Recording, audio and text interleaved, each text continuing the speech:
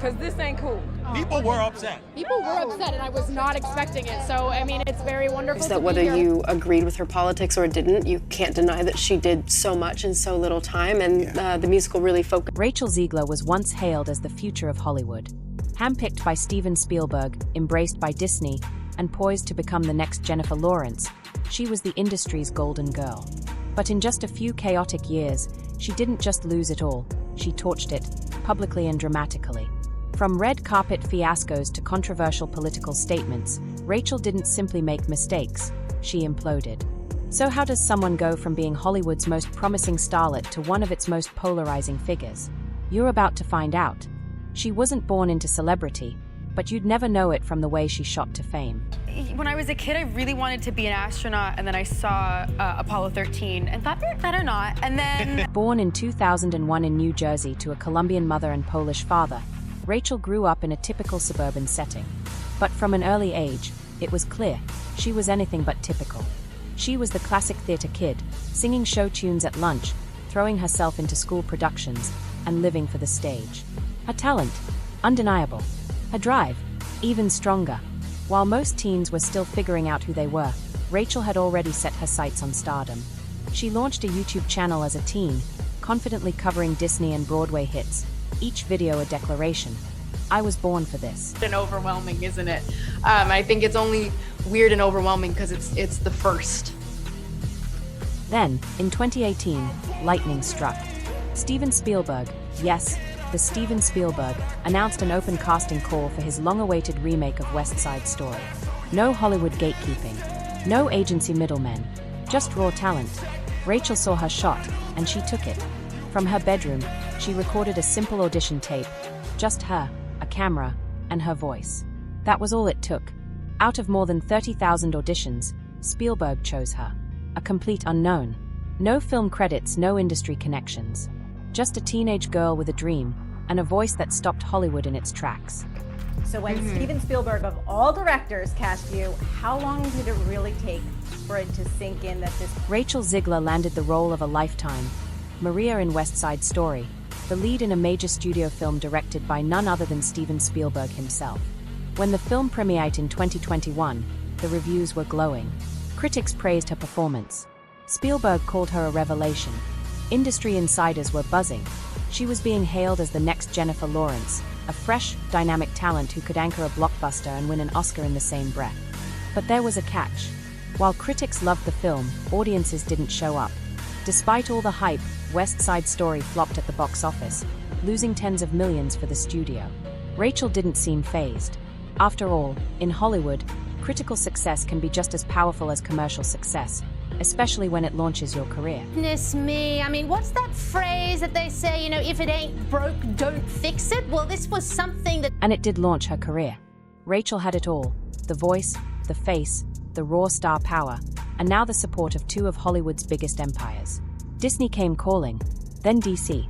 She was being groomed to be the face of a new era, the next big thing. But here's the thing about meteoric rises, they look amazing on the way up, until the cracks start to show. For Rachel, the first real backlash didn't come from a movie, it came from a celebration. The 94th Academy Awards. West Side Story had been nominated in several major categories. But when the guest list dropped, her name was nowhere to be found. Most rising stars would stay quiet, chalk it up to politics or bad luck. Not Rachel. She went straight to social media and vented. Loudly, publicly, to millions. She called out the snub directly, implying she was being personally disrespected. Fans rushed to her defense. Critics rolled their eyes. And within days, the Academy folded. Not only did they invite her, but they also gave her a presenting role on live TV. It was a power move. And it worked. But it sent a message. RachelZegler wasn't afraid to throw a public tantrum to get what she wanted. And even more unsettling, it got results. That moment marked a shift. She was no longer just the breakout ingenue with sky-high potential. She was the girl who demanded special treatment, and got it. Still, Hollywood wasn't ready to let her go. DC had already cast her in Shazam, Fury of the Gods, a fun, low-stakes superhero sequel that should have been a career win. But on press day, when asked why she took the role, Rachel's answer was brutally honest. I needed a job. Ouch. Are taking the stage tonight, for a tribute for a legend in Stephen Sondheim. What song are you performing? Can you say that? Can you say the song? Rachel Zegler's now infamous "I needed a job" comment was supposed to be a harmless joke, maybe even self-deprecating. But that's not how it landed. Instead, it came off as flippant and ungrateful. The clip exploded online for all the wrong reasons. Fans of the Shazam franchise felt insulted. Studio executives reportedly cringed. And the public? They started asking a new question. Is Rachel Zegler trying to sabotage her own career? It didn't help that Shazam 2 bombed badly. That made 2 box office failures in a row. Most rising stars would have pulled back, played it safe, and tried to rebuild goodwill. Rachel, she did the opposite. Because her next role wasn't just big, it was career-defining. And for Rachel Zegler, it would prove to be both the opportunity and the downfall. I needed a job. I'm being so serious. I mean, a lot of people keep asking me. Landing the lead in a Disney princess film is supposed to be a once-in-a-lifetime moment. For Rachel Zegler, this was the role, SnowWhite in Disney's high-profile live-action remake. This was the crown jewel in Disney's reboot empire. And Rachel had been chosen to wear it. Young, talented, diverse. She wasn't just cast, she was selected. She checked every box for the modern era of Hollywood. To Disney, she wasn't just a rising star, she was the future. The industry wanted her to succeed. Honestly, it needed her to. But then, she started talking. Kind of run down it all. Shazam underperformed at the box office when it premiered, and there's many reasons for that. I'll go over a couple things that Red carpet interviews, press junkets, sound bites meant to hype up the film. Instead, Rachel went viral for all the wrong reasons. Rather than celebrating the legacy of SnowWhite, she trashed it. She dismissed the original 1937 classic as outdated, mocked the prince, calling him a creepy stalker, and made it very clear this remake was going to be completely reimagined for modern audiences. Her tone, condescending. Her delivery, smug. To millions of Disney fans, it came off as pure arrogance, disrespecting the very story that gave her the spotlight. The backlash was immediate. Clips of Rachel tearing down the original film flooded Taika, Twitter, and YouTube. And overnight, she became the symbol of everything audiences hated about modern Hollywood: preachy, detached, disrespectful. She wasn't charming. She wasn't relatable. She was, suddenly, the villain of her own fairy tale. Who literally stalks her. Yeah. Weird. So we didn't do that this time. At the heart of the backlash was one thing: a total lack of respect for legacy. Some tried to blame Disney, suggesting Rachel was simply parroting the studio's approved talking points. But even if that were true, there's a way to deliver the message with grace. With tact. Rachel didn't. Her tone was entitled. Her delivery is dismissive. She seemed completely unaware of how badly she was alienating the very audience she was meant to win over. And the timing couldn't have been worse. Audiences were already exhausted with Hollywood's endless stream of reboots, remakes, and forced modern messaging. Rachel's comments didn't just add to the fire, they threw gasoline on it. The backlash was immediate. Fan pages turned hostile. Scared of the original cartoon. I think I watched it once and then I never picked it up again. Like, I'm being so serious. I watched Reddit threads exploded. YouTube commentators had a field day, tearing her apart video after video. Just like that, Disney's SnowWhite reboot went from crown jewel to crisis. But if you thought Rachel had learnt to stay quiet, think again. Because what came next made everything worse. It was August 2024. After months of bad press, leaked set photos, and growing public skepticism, Disney finally dropped the trailer for SnowWhite. This was supposed to be their redemption arc. A chance to reset the narrative, reignite interest, and remind people of the magic behind the brand. Millions of dollars went into that trailer. The pressure was sky high, and the internet hated it. Disney found a way to cast somebody for Snow White whose entire personality on a marketing tour for them. The trailer was instantly rationed into oblivion. Dislikes flooded YouTube. Social media erupted with mockery, memes, and outrage. Fans called the film unrecognizable, soulless, and worst of all, agenda-driven. At the center of it all, Rachel Zegler. Once again, she became the face of the backlash. Most actors, at that point, would have gone silent. Let the marketing team handle the mess. Wait for things to calm down. But Rachel, she doubled down. In a now infamous social media post, she thanked fans for the incredible support. The internet wasn't buying it. And neither, it seemed, was anyone else. I'm not exaggerating when I say Gal Gadot gives one of the worst performances you'll ever see in your life in Snow White. I just watched the movie, so here's my... It was almost surreal, Rachel Ziegler thanking fans for their incredible support, as if the trailer hadn't just been publicly torched. The tone-deaf optimism triggered instant eye rolls online. But then, she said something that sent the entire situation into a free fall. Out of nowhere, in the middle of a collapsing film campaign, Rachel weighed in on the Israel-Palestine conflict. And this wasn't a vague, non-committal PR-safe statement.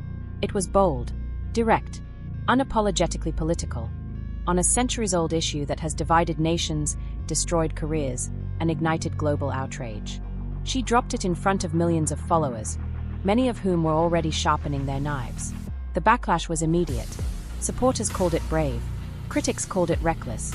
But one thing was clear, Rachel Ziegler had just poured gasoline on a wildfire. Kids too, and that excuse to actually bring your kids to a feature-length film was a really amazing thing. Comment sections became war zones.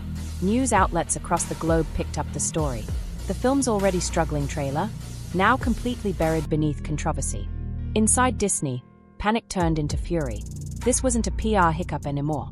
It was a full-blown crisis. Behind closed doors, the studio went into lockdown mode. Meetings were held. Damage control plans scrambled. Rachel was assigned a dedicated social media manager to filter everything she posted moving forward. And then came the breaking point. Mark Platt, a powerful executive producer on the film and a longtime Hollywood heavyweight, flew across the country. Not to brainstorm, not to negotiate, but to deliver a very clear message. Take the post down. Stances of Ziegler and Gadot on Palestine and Israel. The two have expressed opposing views on Palestine and Israel. Gal Gadot, who's... Rachel Ziegler refused. That single decision sent shockwaves through the studio. She wasn't just difficult anymore. She was unmanageable. In an industry where actors are trained to protect the brand, Rachel had become a direct threat to it, and she wasn't backing down. There's a reason stars are taught to stay neutral during press tours. Not because they don't have opinions, but because one wrong tweet can cost a studio hundreds of millions. Rachel didn't just ignore that rule. She bulldozed it. No billion-dollar box office behind her. No legacy franchise to shield her. No loyal fan army ready to defend her. In that moment, she was alone. And the storm was just beginning. Dad, the producer of an enormous piece of Disney IP with hundreds of million dollars on the line, had to leave his family to fly across the country to And yet, Rachel Ziegler acted like she was untouchable. From that moment forward, she wasn't just polarizing, she was radioactive. And Disney, still sitting on a ticking time bomb, a movie that hadn't even been released. By early 2025, Snow White was no longer just a film. It was a cautionary tale. What was supposed to be Disney's next billion-dollar remake had spiraled into a slow-motion disaster, and Rachel Ziegler was at the center of it all. The trailer was rejected, the star was loathed, and the narrative was out of control. So Disney did the only thing it could, it delayed. The film was quietly pushed back by over a year, a desperate move to buy time, regroup, and hope the outrage would fade. Stop me if you heard this one before, but Rachel Ziegler is getting dragged online for Snow White. Only difference is this time it's coming from some... But the damage? Already done. In a last-ditch attempt to save face, Disney launched the apology tour. Rachel was placed in soft, pre-screened interviews. Her talking points were carefully rewritten. Unscripted moments were kept to a minimum. Everything was scripted, sanitized, and safe. But it was too late, because people weren't just mad about what she said, they were exhausted by how often she said it. Every new clip felt like deja vu, the same smug tone, the same dismissive attitude, the same refusal to just stop talking. No matter how hard Disney tried to repackage her as misunderstood or misquoted, the internet wasn't buying it. We knew this was going to happen. We knew there'd have to be a change on Snow White because they were just ticking so many people off. From the act. Then came what should have been her redemption arc, The Hunger Games, The Ballad of Songbirds and Snakes.